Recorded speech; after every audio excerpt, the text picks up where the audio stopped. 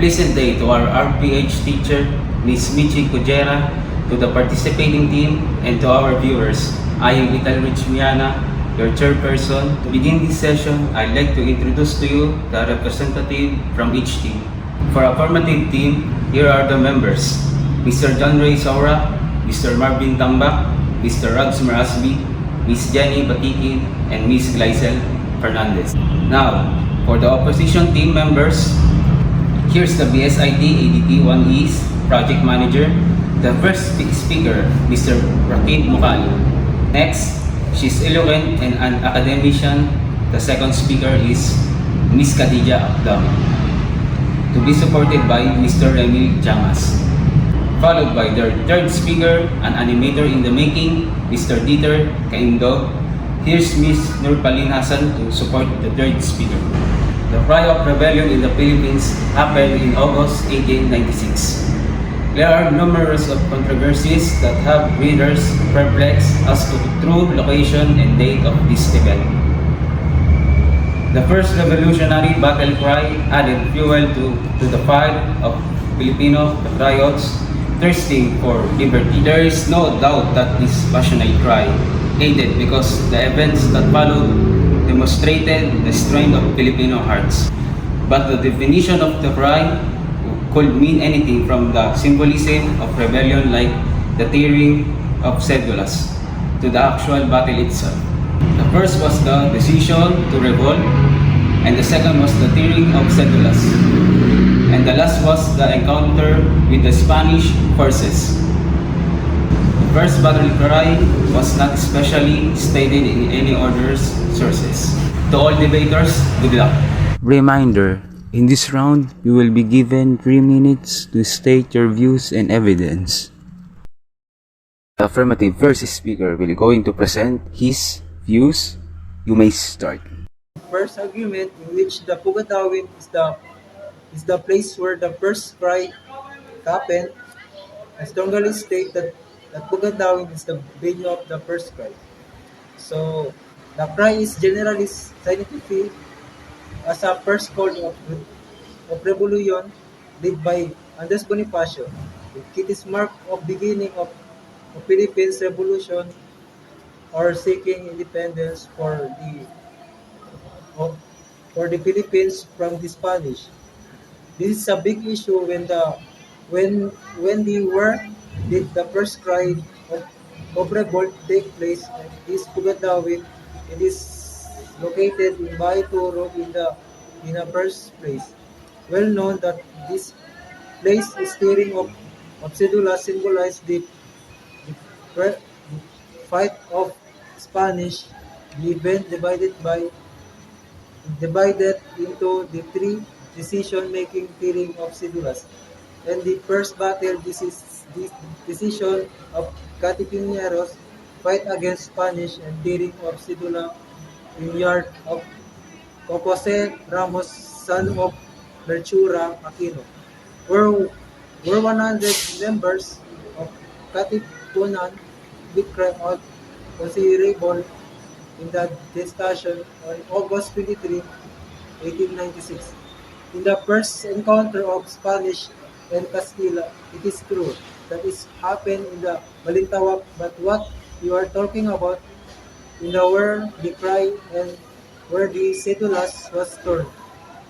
The first cry will be included in the first decision in tearing cedulas and not the first bottom. So the Balintawak cannot be the place of first crisis 1965 provided Diosdado Macapagalicious Proclamation number 49 ay 149. It has been widely accepted that the cry of revolution took place in Pugadawi. In August 23, 1996, a momentous event in the Filipino history which is known for being the launching point of Philippines Revolution in 1936. So, Valenzuela, along with British hashtag Fantar,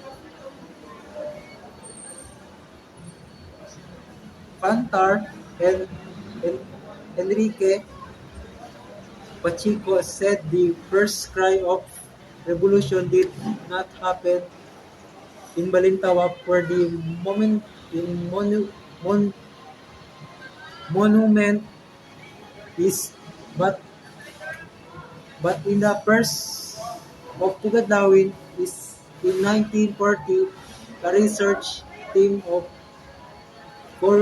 forerunner of the National Historical Institute, which included Valenzuela, identified the location as part of Pinto Bantat, Caloocan City in 1964.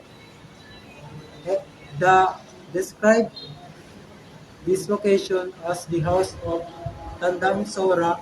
The first cry of revolution did not happen in Balintawak or it taking place, but in the locality which is known as Lawin. Thank you, affirmative team. First speaker. Now, let us hear the opposition. Mr. Rakib Mokali, the moment is yours when you're ready. Good day, here's our first argument.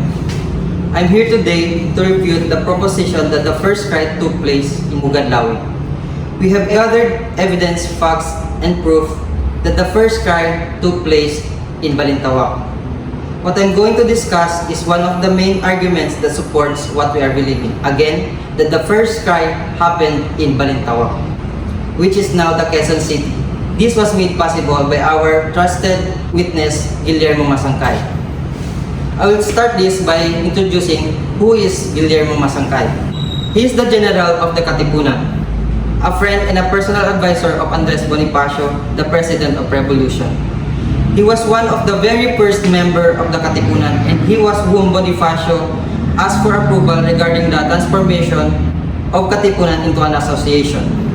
So his stories about the first cry of rebellion had credibility. According to Masangkay, on August 26, 1896, there was a meeting held in Balintawak, particularly at the house of Apolonio Samson, captain of the revolution and one of its financiers. In his recollection, those who attended the meeting were Bonifacio, Jacinto, Pacheco, and Carrion. They were leaders of the Katipunan. Delegates from Bulacan, Cabanatuan, Cavite, and Morong also attended. At around 9 o'clock in the morning on August 26, 1896, the meeting was chaired by Andres Bonifacio as a president and Emilio Jacinto as secretary. The meeting was all about where the revolution would take place.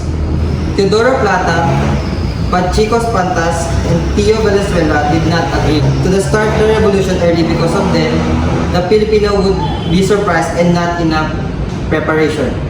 Bonifacio came out of the room because there was a commotion inside. Bonifacio spoke and said, "If the rebellion doesn't start now, when? Spain will eventually conquer us, so what will you say?" Bonifacio asked the Filipino to pledge because they were about to rebel. He said that the sign of being a slave to Spain was the cedula. So everyone tore up the cedula at the same time because it was the signal to start the revolution. Andres Bonifacio went back inside to tell who was attended the meeting to start the rebellion and wanted revolt. And they had torn up the cedula. According to Bonifacio, it is necessary to start the revolution because if not, many Filipino will die. Afterwards, the Filipinos shouted, "Mabuhay ang Pilipinas," which means long live the Philippines, with a mixture of fear and pride.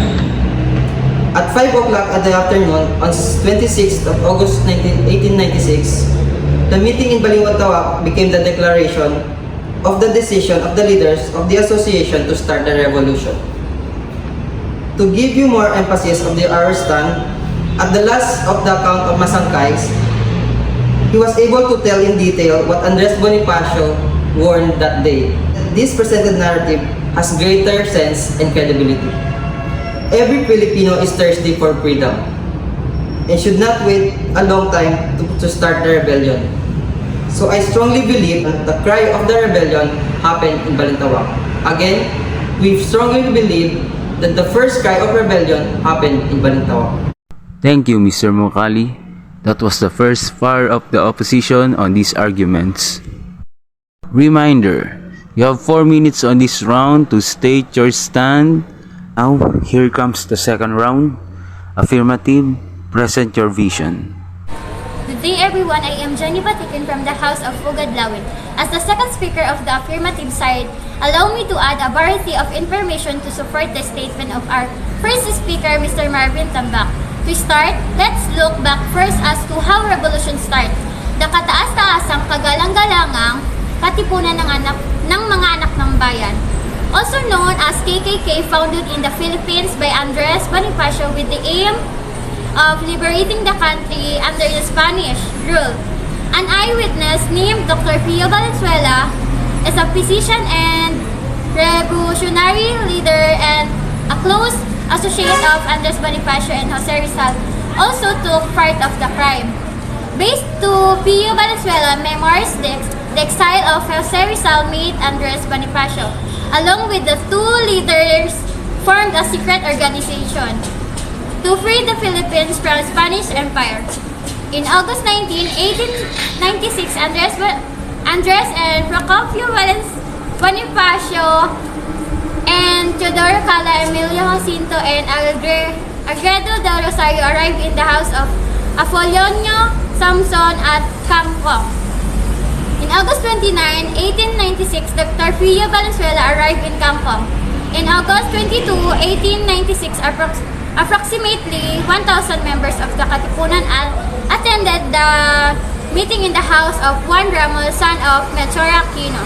In August 23, 1896, debate and discussion on whether or not the revolution against Spain should be started in August 29, 1896, and after the meeting, they tore their cedulas led by Andres Bonifacio himself and shouted, "Long live Philippines!" According to Isagani Medina, a historian, the tearing of the cedulas, the symbol of slavery of Spaniards towards Filipinos, shown that this is the beginning of the revolution against the Spanish colonialism, and he also said that the very first tearing, he also found the letter of Noel Ramos, son of Melchor Aquino, stating the first cry took place in Pugad, Lawin. O nga't sa Balintawak ang unang naganap ang revolusyon. Pero ang pinag-uusapan natin dito ay kung saan nagpunit ng sedula ang mga Katipunero at kung saan naganap ang unang sigaw ng himagsikan. Malinaw ang naging kasulatan ni Teodoro Agoncillo na sa Pugad, Lawin naganap ang nasabing sigaw. Kinumpirma din ng National Historical Institute na sa Pugad, Lawin nga ito naganap noong August 23, 1896. Thank you to the affirmative second speaker. Let's welcome to enter this room our second speaker, Miss Khadija Akdam. She will be supported by Mr. Remil Jangas. Debaters, take the floor. Before we deliver our stand, let me ask you this. Do you really believe in the account of Teodoro Agoncillo? If yes, think twice. Mag-isip-isip na kayo. Did you know that his narratives were based on the account of Dr. Pio Valenzuela, who was accused criminal, counterfeit doctor, and imprisoned in different countries? Based on my research, although he was one of the leaders of the said revolt, but most of the published accounts were contradicting his narratives. Kung masasabing mangmang ang mga Filipino noon, hindi na ngayon. Marunong na tayong mangalap ng impormasyon na masasabi nating tunay at may kredibilidad. At mas kapani-paniwala ang isang kasulatan kung ito'y nasaksihan ng mismong manunulat. Now listen to this statement. Katipunan composer Julio Nakpil, the second husband of Gregoria de Jesus, gave his written notes to the Philippine Revolution International Library under Teodoro M. Carlos in 1925. Here he wrote the term, and I quote, "I swear before God and before history that everything in this note is true. The revolution started in Balintawak in the last days of August 1896. Now listen to this statement. Katipunan composer Julio Nakpil, the second husband of Gregoria de Jesus, gave his written notes to the Philippine Revolution International Library under Teodoro M. Carlos in 1925. Here he wrote the term, and I quote, "I swear before God and before history that everything in this note is true. The revolution started in Balintawak in the last days of August 1896. Kilala niyo ba si Gregoria de Jesus? Siya lang naman ang asawa ni Andres Bonifacio noong ito'y nabubuhay pa. Di ba't malinaw na dahilan iyon upang mapatunayan ang nasabing argumento na nagsasabing Balintawak nga naganap ang unang sigaw ng himagsikan." On another page he wrote, "Bonifacio, after the first trial of court against the government on August 24, 1896, and finally, he remembered that the first cry of rebellion happened in Balintawak on August 26, 1896. In the place called Kamong, adjusting the Pasong Tamo within the jurisdiction of Balintawak, Caloocan, and the province of Manila. These are just a few of the people who revealed their knowledge based on what they witnessed during the first cry that occurred on Balintawak on August 26, 1896. For the third round, affirmative, show us what you got. Take the stage. Good day everyone, I'm gladly here to support the arguments of our speakers and to express our side that the cry of rebellion was held at Pugad, Lawin. A historian, Teodoro Agoncillo, wrote in his prevalent account, Revolt of the Masses, 1956, that the event took place in Pugad, Lawin on August 23, 1896. His version was based on the later testimonies of Pio Valenzuela, were also known as an eyewitness on the event, and others who claim that the cry took place in Pugad, Lawin instead of Balintawak. Agoncillo acknowledged that he had relied mostly on Valenzuela's testimony when writing a book, The Cry. He justified his decision by saying that Valenzuela had been an eyewitness to the historic event, that his memoirs written many years afterwards had been based on the notes scribbled in 1897, and that event complete with details were still vivid in Valenzuela's memory even in his old age. According to him, it was in Pugad, Lawin where they proceeded upon leaving Samson's place in the afternoon of the 22nd of August, that more than 1,000 members of Katipunan or the Katipuneros met in the yard of Juan Ramos, son of Melchiora Aquino. In the morning of August 23, arguments arose whether the revolt against the Spanish government should be started on the 29th of August. There's only one man protested, but he was overruled in this style. Andres Bonifacio then announced the decision and shouted, "Brothers, it was agreed to continue with the plan of revolt. My brothers, do you swear to the repudiate that the government oppresses us?" And the rebels shouted as one. Man replied, "Yes, sir." That being said, Bonifacio added, "Bring out your cedulas and tear them in two pieces to symbolize our determination to take arms." Amidst the ceremony, the rebels' fierce and stained eyes shouted, "Long live Philippines! Long live Katipunan!" Agoncillo was the permanent historian of the day in 1896, and revolution was one of his special fields. It was mainly upon his advice. It is commonly said that the Philippine government that the term "the cry of Balintawak" should be discarded in favor of the cry of Pugad, Lawin. This change was signaled formally in 1963 by President Macapagal, whose Proclamation 149 declared that the 67th anniversary of the cry of Pugad, Lawin on August 23 would be a special public holiday in Quezon City where the event took place. According to NHI, the last Sunday of August was declared National Heroes Day by the virtue of Republic Act 3827 of 1931. The NHI website said that the holiday is meant to enlighten the Filipinos on the richness of their heritage and to inspire them to be a better citizens. The NHI has placed a commemorative plaque marking the location of the cry of Pugad, Lawin in Quezon City. So, This is the statement as published in the Philippine Free Press in November 1930. Upang matawid ang unang sigaw sa paghihimagsik, kaming mga naging sangguni ng kataas-taasang, kagalang-galang katipunan na angak ng mga anak ng bayan. Si Andres Bonifacio at kaming mga nalalabipang mga kasama sa unang labanang iyon alang-alang sa ikakapuno ng mga mananalaysay at nang hinaharap ay nagpapahayak na hindi sa Balintawak nangyari ang unang sigaw ng himagsikan, kundi sa Puok na kilala sa tawag na Pugad Lawin. The testimony of Pio Valenzuela along with the other KKK veteran is enough to authenticate and verify the controversy based on the evidence that we had gathered. We firmly stand that the first cry of rebellion happened in Pugad Lawin due to its credibility of the source and inconsistency with the other source. The third argument of the opposing team is ready.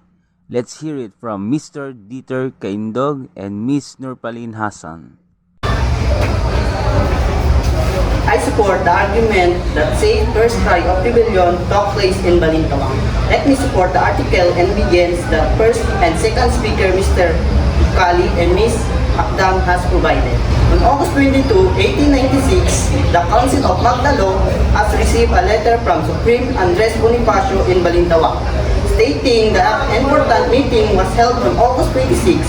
The meeting will be held on Feast of San Bartolome in Balintawak with 200 people from Caloocan.